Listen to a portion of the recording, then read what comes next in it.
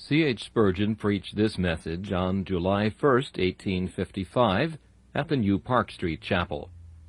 It is entitled, The Necessity of Increased Faith. The text is in Luke chapter 17 and verse 5. And the apostles said unto the Lord, Increase our faith. Verily, if the apostles said this, one and all of us had need to take up the prayer. If the 12 mightiest in the army of the Lord of hosts had need of such a supplication, what shall we say who are but the inferior soldiers, the feeblest saints? If we hope to win the day, does it not well become us to pray, Increase our faith? It is a matter of dispute as to the occasion when these words were uttered. Some think that we must look at the connection of the chapter for the explanation. Jesus Christ had been teaching his disciples that if their brother should trespass against them 7 times a day, and 7 times a day turned again to them, saying, I repent, they were to forgive him, and that constrained the apostle to say, Increase our faith. They conceived it to be so hard a duty incessantly to pardon and constantly to forgive, that they felt unable to accomplish it without a large increase of faith. Others think, very possibly with greater truth, that the prayer was offered when the apostles endeavored to cast out the evil spirits from the poor demoniac, and failed in the attempt. And they said to Jesus, Why could not we cast him out? And he said, Verily, if ye had faith as a grain of mustard seed, ye might say unto this sycamine tree, Be thou plucked up by the root, and be thou planted in the sea, and it should obey you. Then they said to the Lord, Increase our faith. However, whatever was the occasion in this particular instance, we shall always find good enough occasion for presenting the prayer. And I know not but this morning may be a season when each of us may have special necessity to put it up to God. Increase our faith.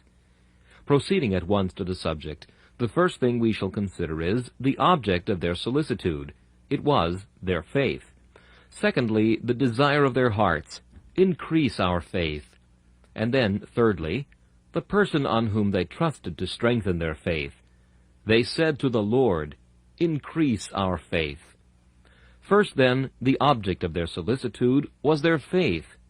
Faith is of the utmost importance to a Christian. There is nothing of which we should have a greater and a more earnest concern than our faith. I shall endeavor to show you this from 7 or 8 reasons. And may God press them to your hearts and send them so home that every one of us may become deeply anxious as to whether we have real vital faith which unites us to the Lamb and brings salvation to our souls. We ought, my friends, to be extremely careful of our faith, both of its rightness and of its strength. First of all, when we consider the position which faith occupies in salvation. Faith is the salvation grace. We are not saved by love, but we are saved by grace. And we are saved by faith. We are not saved by courage. We are not saved by patience.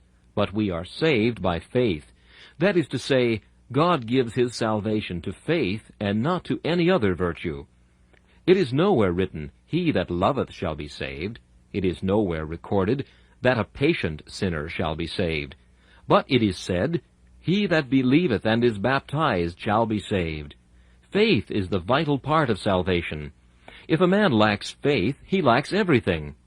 Without faith, it is impossible to please God. If a man has true faith, however little he has of any other virtue, that man is secure. But supposing it is possible for a man to possess every virtue in the world, let him be as much a Christian in his exterior as the Apostle Paul himself. Let him be as earnest as a seraph. Let him be as diligent in the service of his master as you could conceive even an angel on high to be. Still, without faith, so God's word declares, it is impossible to please God. Faith is the saving grace. It is the connecting link between the soul and Christ. Take that away, and all is gone. Remove faith, you have sawn through the ship's keel, and she must sink. Take away faith, you have taken away my shield, and I must be slain. Remove faith, and Christian life becomes a non-entity. It is extinct at once, for the just shall live by faith, and without faith How could they live at all? Consider, then, that since faith is so important in salvation, it becomes each of us more earnestly to inquire whether we have faith or not. Oh, my brethren, there are 1,000 shams in the world, 1,000 imitations of faith. But there is only one true, vital, saving faith. There are scores of notional faiths, a faith which consists in holding a sound creed, a faith which bids men believe a lie by wrapping them up with assurances of their safety when they are still in the gall of bitterness and the bonds of iniquity, a faith which consists in presumptuously trusting to ourselves. There are scores of false faiths, but there is only one true one. Oh, as ye wish to be saved at last, as ye would not be self-deceived and go marching to damnation with your eyes shut, take your faith in hand this morning, and see whether it is genuine sterling coin. We ought to be more careful of our faith than of anything else. True, we ought to examine our conduct. We ought to search our works. We ought to try our love. But above all, our faith. For if faith be wrong, all is wrong. If faith be right, we may take that as the touchstone of our sincerity. He that believeth on the Son of God hath eternal life abiding in him. Secondly, be anxious about your faith, for all your graces hang upon it. Faith is the root grace. All other virtues and graces spring from it. Tell me of love. How can I love him in whom I do not believe? If I do not believe that there is a God, and that he is a rewarder of all them that diligently seek him, how can I possibly love him? Tell me of patience. How can I exercise patience unless I have faith? For faith looks to the recompense of the reward. She says that all things are working together for our good. She believes that from our distresses the greater glory shall spring, and therefore she can endure. Tell me of courage. But who can have courage if he has not faith? Take what virtue you will, and you will see that it depends on faith. Faith is the silver thread upon which the pearls of the graces are to be strung. Break that, and you have broken the string. The pearls lie scattered on the ground, nor can you wear them for your own adornment. Faith is the mother of virtues. Faith is the fire which consumes the sacrifice. Faith is the water which nurtures the root. Faith is the sap which imparts vitality to all the branches. If you have not faith, all your graces must die. And in proportion as your faith increases, so will all your virtues, not all in the same proportion, but all in some degree. The man of little faith is the man of little love. The man of great faith is the man of great affection. He that has great faith in God could give himself to die for God. But he who has little faith in him would shrink at the stake, because his love would be feeble. Have care of your faith, for on that your virtue depends. And if you would cultivate things that are goodly, things that are lovely, things that are of good repute, things that are honorable to yourself and pleasing to God, guard well your faith, for on your faith all things must rest. Thirdly, take heed of your faith, because Christ thinks much of it. There are 3 things in the New Testament which are called precious. One of them, you know, is the precious blood of Christ. Another is the exceeding great and precious promises. And faith has the honor of being the 3rd thing, to them that have obtained like precious faith. So that faith is one of God's 3 precious things. It is one of the things which he values above all others. I was astonished yesterday when I met with an idea in an old divine concerning the honor which God puts upon faith. Says he, Christ takes the crown off his own head to put it on faith's head. Mark you how often he says, Thy faith hath saved thee. Now it is not faith that saved, it is Christ that saves. Thy faith hath healed thee, says Christ. Now faith did not heal, it was Christ that healed. But Christ did uncrown himself to crown faith. He took the royal diadem of salvation from his own head, and placed it on the brow of faith, and therein he made faith the King of kings. For it wears the crown which the King of kings alone can wear, the crown of salvation. Do you not know that we read, We are justified by faith? Now, in one sense, this is not the fact, for the matter of justification is the imputed righteousness of Jesus Christ. We are justified by Christ. But Christ arrays faith in his own royal garments, and renders it truly illustrious. Jesus Christ always puts faith in the seat of honor. When that poor woman came whose daughter was ill, he said, "O woman, great is thy faith." He might have said, "Woman, great is thy love," for it was great love that made her force her way through the crowd and speak on her daughter's behalf. Or, "Great is thy patience," for when he called her dog, she still stuck to him and would not depart. Or he might have said, "Great is thy courage," for she said, "Yet the dogs eat of the crumbs." Or he might have said, "Great is thy wisdom," for she was a wise woman to extract sweets out of the bitters, and to say, "Truth, Lord, but the dogs eat of the crumbs." But he overlooks all that, and says, "Great is thy faith."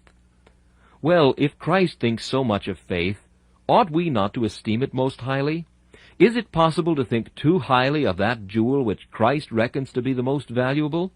If he sets faith in the forefront of the forehead of virtue, and if he regards it as the choicest gem in the crown of the Christian, oh, will it not awaken us to see whether we have it or not? For if we have it, we are rich, rich in faith and promises.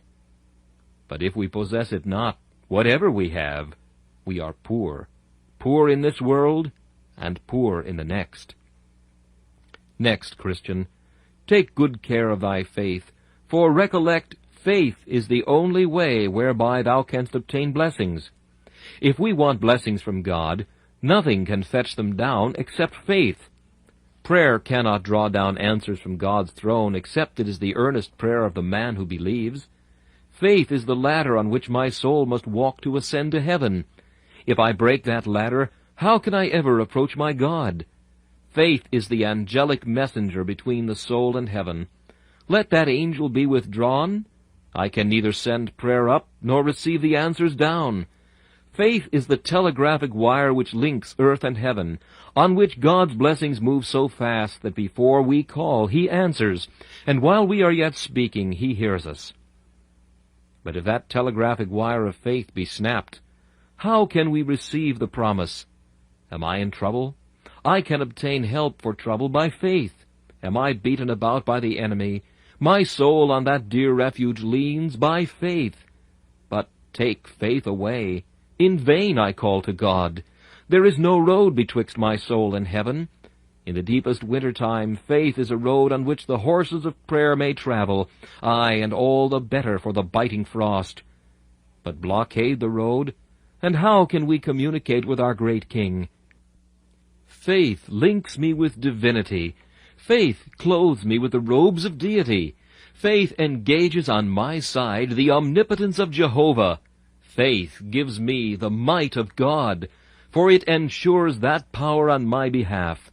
It gives me to defy the hosts of hell. It makes me march triumphant over the necks of my enemies. But without faith, how can I receive anything of the Lord? Let not him that wavereth, who is like a wave of the sea, expect that he will receive anything of God. O then, Christian, watch well thy faith, for with it thou canst win all things, however poor thou art. But without it, thou canst obtain nothing. It is said of Midas that he had the power to turn everything into gold by the touch of his hand. And it is true of faith. It can turn everything into gold, but destroy faith. We have lost our all. We are miserably poor because we can hold no fellowship with the Father and with his Son, Jesus Christ. Next, my friends, take care of your faith perpetually because of your enemies. For if you do not want faith when you are with your friends, you will require it when you have to deal with your foes. That good old warrior Paul once led the Ephesians into the armory, and after he had shown them the shoes they were to wear, the girdle, the breastplate, the helmet, and the sword, he solemnly said, "Above all, take the shield of faith. Even if you forget the helmet, be quite sure of the shield, for if your helmet should be put off, You may ward off a blow with the shield and save it from your head. You had better put on the shoes of peace and the breastplate of righteousness. But if you omit one of them, take care that you have the shield of faith, wherewith you may be able to quench all the fiery darts of the wicked one. Well now, faith makes a man very mighty when he deals with his enemies. If a man believes he is right, only taking it from a natural point of view, bring that man before princes and kings for the sake of truth, how lion-like will he be? He will say, I cannot yield, I must not, for I have the truth on my side. Aye, though others may style it dogged obstinacy, it is a true nobility of soul which bids a man declare, I will not yield. Much more strong is true spiritual faith. It has taken the martyr to the stake, and enabled him to sing when the flames have girdled him. It has led another to the sea, and like her of whom we read in the old martyrologies, it has helped even the aged matron to cry, Christ is all yet. Faith has quenched the violence of the flames, shut the mouths of lions, and out of weakness it has made us strong. It has overcome more enemies than the whole host of conquerors. Tell me not of the victories of Wellington. Mention not the battles of Napoleon. Tell me of what faith has done. Oh, if we should erect a monument to the honor of faith, what various names should we carve upon the mighty pedestal! We should inscribe, here the lion's den, there the battle of the leopards, or here we should have recorded how faith divided the Red Sea, and there how faith smote the Midianites, and there how Jael slew Sisera by faith. What conflicts of faith should we have to engrave? O faith, thy banner high shall wave, thine escutcheon is most glorious. Great art thou, and full of victories. With thee, O faith, I cast the gauntlet to the world, secure of victory. Give me a child to fight with, and without faith, like poor Peter before the little maid, I should tremble and deny my master. But that same Peter, with faith, fears not to stand before a frowning Sanhedrin, to speak of his master amid the scoffings of the high priests. Mary, Queen of Scots, said she was more afraid of John Knox's prayers and faith than she was of an army of 10,000 men. And a sensible enemy may well tremble when such invincibles are at war with him. I should not like to have a man of faith opposing me. Tell me the world hates me, and I will rejoice at it. But tell me that a man of faith has determined to crush me, and I have need to tremble then, for there is a potency in that man's arm. His blows strike hard, and when he does smite, he smites home as with a rod of iron. Tremble, ye foes of God, for faith must overcome. And O ye servants of the living God, guard well your faith, for by this shall ye be victorious, and shall stand like rocks, unmoved amid the storms, unshaken by the tempests of persecution. And now for a sixth reason.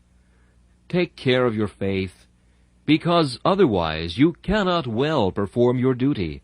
Faith is the foot of the soul by which it can march along the road of the commandments. Love can make the feet move more swiftly, but faith is the foot which carries the soul. Faith is the oil enabling the wheels of holy devotion and of earnest piety to move well. But without faith the wheels are taken from the chariot, and we drag along heavily. With faith I can do all things.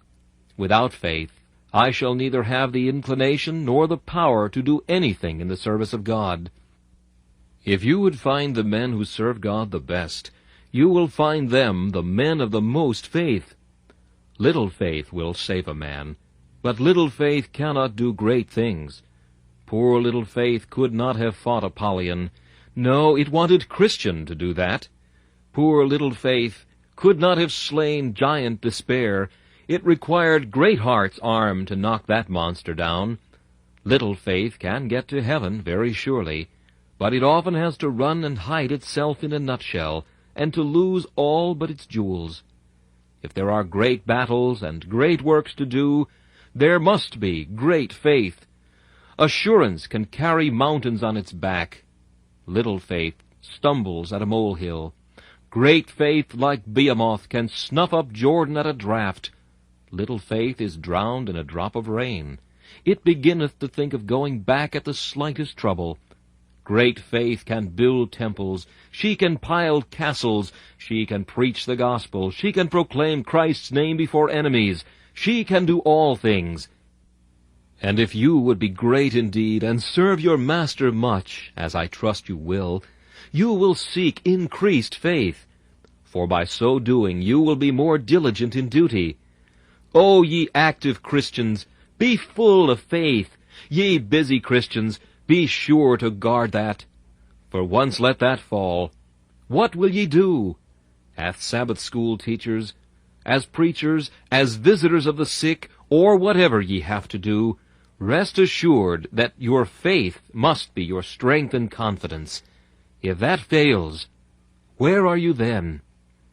Again, take care of your faith, for only faith can comfort you in your troubles. Aye, say some, this is about all we think of, the uses of faith to console us in our troubles. Now, I never like to laugh at God's people because they desire comfort. I believe that it is a very great proof that they are children, that they like sweet things. If they did not, I should fear they were not God's children at all. But I hear ministers saying, "Ah, you are always saying you want comfort. You want comfort." Aye, to be sure, I say they do. And they want it because they never get it from you, sir. I believe God's people do need comfort, though it is true they want too much of it when they ought not to have it. But they require a promise very often, and they ought to have it. Now faith is the best cordial to the soul. Oh, how faith will realize a promise at a time when there is a great trouble coming. Ah, says faith, God says, as thy days, so shall thy strength be. Ah, says faith, it is a rough road, the thorns are sharp, the flints are strewn about it, but then thy shoes shall be iron and brass. And faith looks at the strong old shoes and says, I will even venture, and off she goes. Little faith sits murmuring in a corner. Great faith is singing in the fire. They shall praise him aloud in their beds. They shall sing his high praise in the fire. Little faith stands desponding, mingling her tears with the flood. Great faith says, When thou passest through the river, I will be with thee. The flood shall not overflow thee. When thou passest through the fire, thou shalt not be burned, neither shall the flames kindle upon thee. Would you be comfortable and happy? Would you enjoy religion? Would you have the religion of cheerfulness, and not that of gloom? Then seek more faith. You will be saved with ever so little faith, but you will not be saved happily. You will be happy hereafter if you believe in the slightest degree, but you will not be happy here unless you fully, habitually, and earnestly believe. Believe strongly in the faithful promises of Jehovah, in all the glorious dignity of his person, and in all the faithfulness and immutability of his grace. If ye would be Christian larks, and not Christian owls, seek to have more faith. If ye love darkness, and would fly about it in gloom and misery, then be content with little faith. But if ye would mount in sunshine, and carol like the bird of day, then seek strong confidence. One more reason. Take care of your faith, my friends, for it is very often so weak that it demands all your attention. I do not know whether any of you feel that your faith is too strong, but I never feel mine strong enough. It seems to be exactly strong enough to bear the day's troubles, but it would not stand cutting in the least. I could not afford to take the least atom off. It is just enough, and no more. As for some of us, our faith is so weak that the least trouble threatens to devour it. The goat passes and nips its tender shoot. The winter chills and freezes it. It is almost ready to die. And my faith very often hangs upon the feeblest thread. It appears ready to expire. Take care of your faith, Christian. Take care of your faith. Whatever you leave out of doors at night, do not leave the little child of faith. Whatsoever plant is exposed to the frost, be sure to put faith within. Take care of faith, for it is so weak generally. It needs well to have a good preservation. Thus have I tried, as well as I can this morning, to set forth the great necessity of looking to our faith, and our prayer must be, as it was of the apostles, increase our faith. This brings us, secondly, to consider the heart's desire of the apostles. Increase our faith. They did not say, Lord, keep our faith alive. Lord, sustain it as it is at present. But increase our faith. For they knew very well that it is only by increase that the Christian keeps alive at all.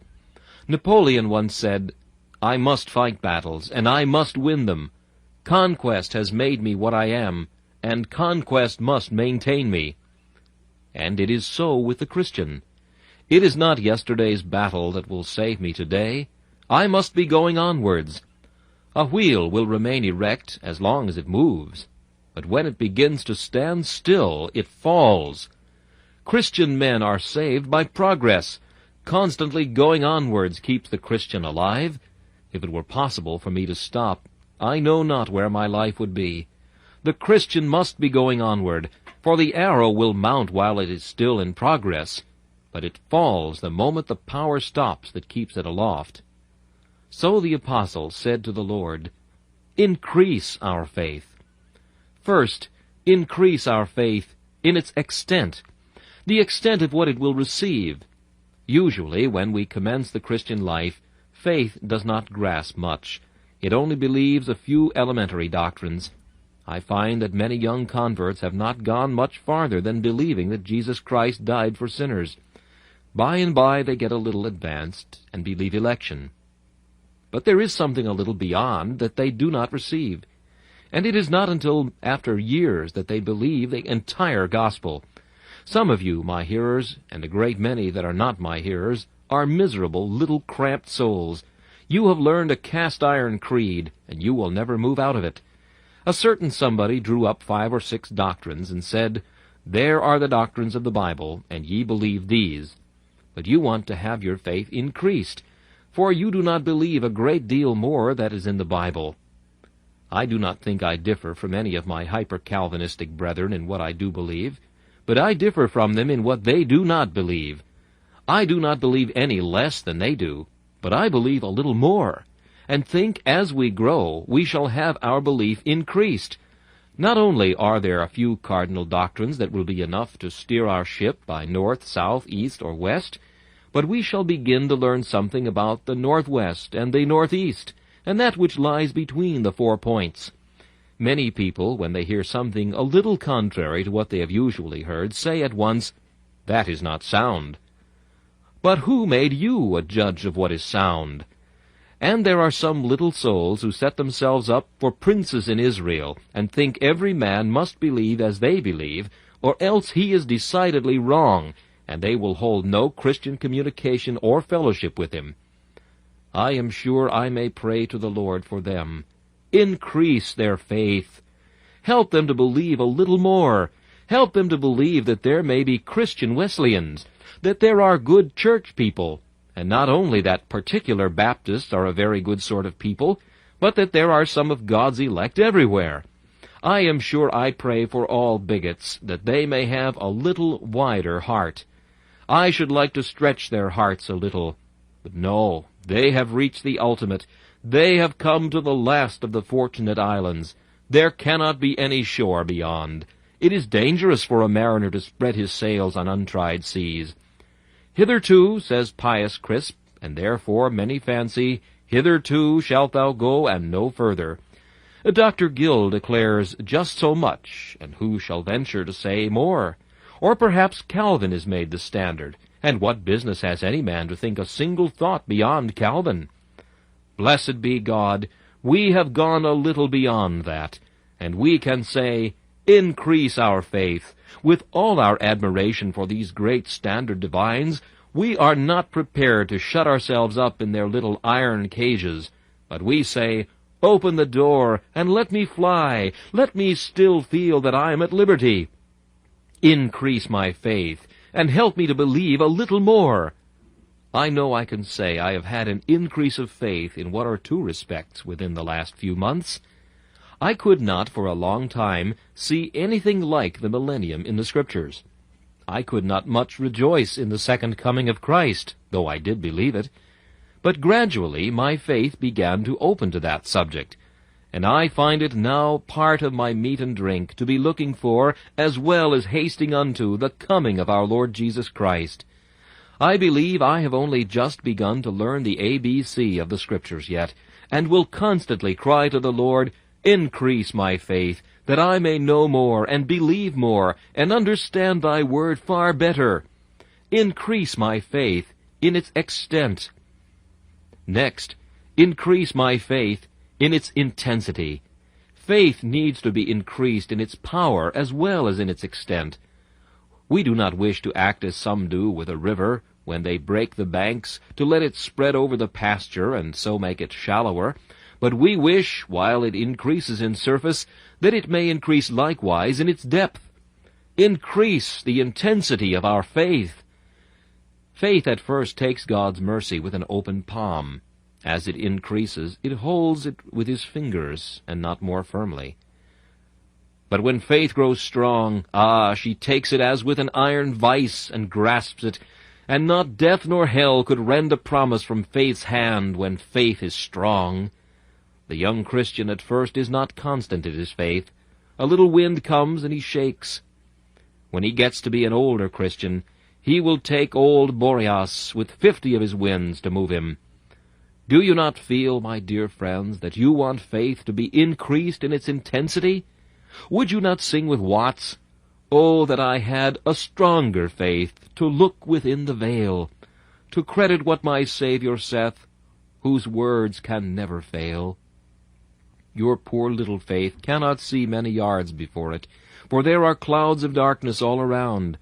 But strong faith can climb the hill that is called Clear, and from the top thereof can see the celestial city, and the land that is far off.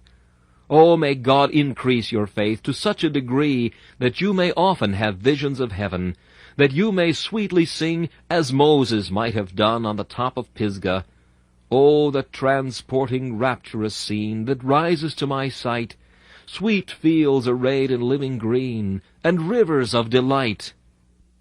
That you may climb up there, bathe your eyes in splendor, plunge your soul in rivers of bliss, and be thoroughly transported and carried away by visions of that state of beatitude which shortly shall be yours.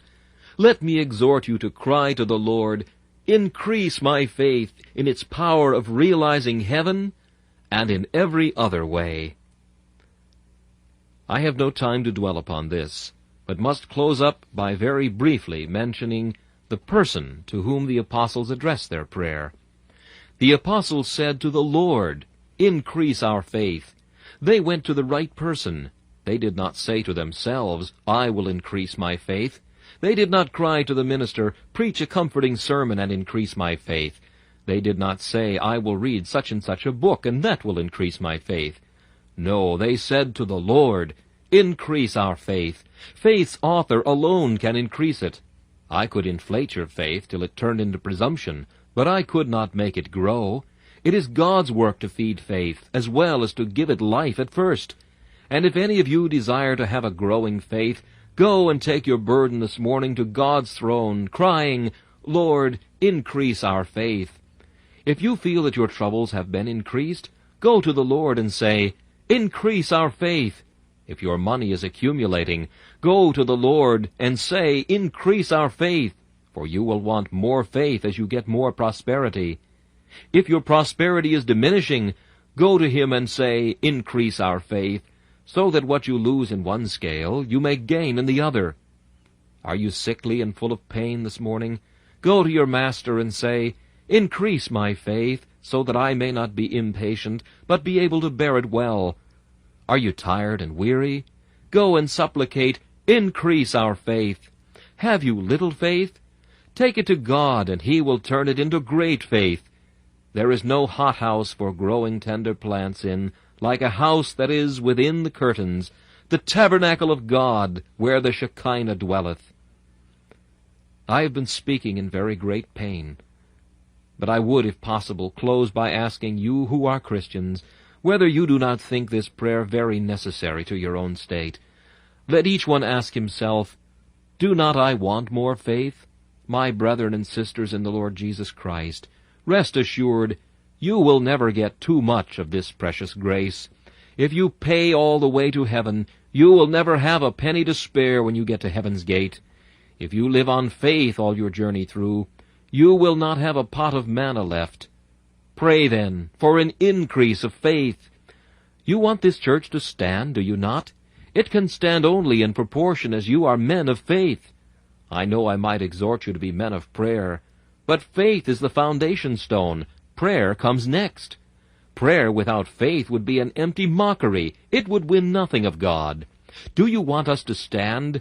Do you know how the world speaks of us? How the enthusiasm of the ranting people of Park Street is talked of? How is it to be kept up except through your faith?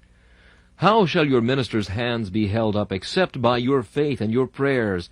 Let faith be the Aaron, let prayer be the Hur, and faith and prayer can hold up the hands of Moses, whilst the army below is fighting the enemy. Would ye be kept from falling? Ye must be strong in faith. Little faith falls. Strong faith stands. Would ye win the day and reign in heaven, with a starry crown more brilliant than you might otherwise expect? Then be ye increased in faith. And would ye honor God much, and enter heaven after having fought a good fight and won a crown? Then I will offer the supplication, increase the faith of my people, and put up the prayer, increase my faith. But there are some of you, dear friends, who could not use this petition, and dare not. What would it avail you if you did so? Seeing you have no faith, how could that be increased which has no existence? Rather, your first need is the possession of the simple germs of faith. O my hearers, I marvel what some of you do without the comforts which faith can alone afford. Some of you are very poor people. How do you manage to endure your toils and troubles without faith? Where is your comfort? I do not wonder at your going to get drunk or rioting in the alehouse if you have no other comfort in this world. When I have penetrated some of our back streets and seen the poverty of the people, I have thought, if these people have no religion, what have they to comfort them? They are not like the rich man, who can indulge himself in every other way. What have they got in this world worth living for? I suppose they have some kind of happiness. What sort of thing it is, I cannot tell. It is to me a source of continual inquiry. And you, rich man, what will you do without faith? You know that you must leave all your property behind you.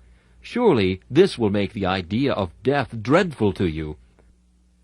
I cannot understand even your happiness, if you have any. I know this, that I would not change my blessed estate for all the earth calls good or great. And while my faith can keep her hold, I envy not the sinner's gold.